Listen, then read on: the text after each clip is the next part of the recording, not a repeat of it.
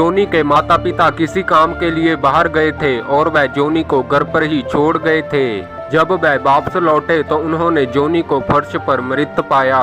तभी माता पिता ने हत्यारे को खोजने के लिए जासूस मेहुल को बुलाया। मेहुल ने घर में मौजूद लोगों से पूछताछ की। केयर टेकर ने कहा वाटर कूलर खाली हो गया था, इसलिए मैं पानी की दूसरी कैन लेने के लिए गई थी। नौकरानी ने कहा मैं जॉनी के कमरे की सफाई कर रही थी। कुक ने कहा मैं रात का खाना तैयार कर रही थी, मुझे हत्या के बारे में कुछ नहीं पता। डिटेक्टिव आर्मी, क्या आप पता लगा सकते हैं कि जॉनी की हत्या किसने की?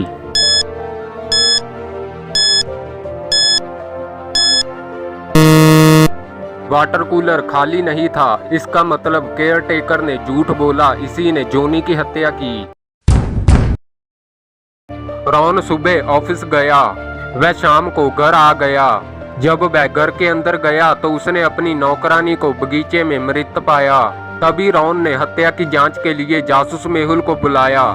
मेहुल ने घर में मौजूद लोगों से पूछताछ की। कुक ने कहा मैं सर के लिए दोपहर का खाना बना रहा था, मुझे कुछ नहीं पता। माली ने कहा मैं बगीचे में सफाई कर रहा था।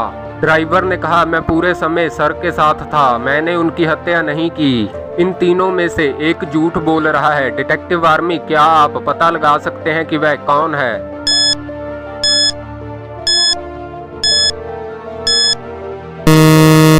रॉन सुबह से घर पर नहीं थे तो कुक उनके लिए दोपहर का भोजन कैसे बना सकता है? मतलब इसने झूठ बोला, हत्या इसी ने की। स्टीव को एक पार्क में एक व्यक्ति की लाश मिली। उसने हत्या की जांच के लिए जासूस मेहुल को बुलाया। स्टीव ने मेहुल को बताया कि उसने हत्यारे को इस कैफे के अंदर जाते हुए देखा है। तभी मेहुल कैफे के अंदर गए और 3 लोगों को अंदर पाया। कॉर्नर ने कहा मैं 2 घंटे से यहाँ हूँ, मुझे हत्या के बारे में कुछ नहीं पता। दान ने कहा मैं अभी आया था, मुझे कुछ नहीं पता।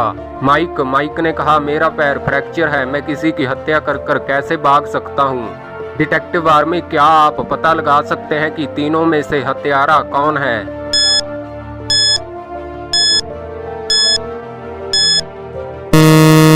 ये कैफे 9 बजे खुलता है और मेहुल ने कॉर्नर से 10 बजे बात की थी और कॉर्नर ने कहा था कि मुझे यहाँ आए 2 घंटे हो चुके हैं, लेकिन अभी उसे 1 घंटा ही हुआ था। मतलब इसने झूठ बोला, हत्यारा यही है।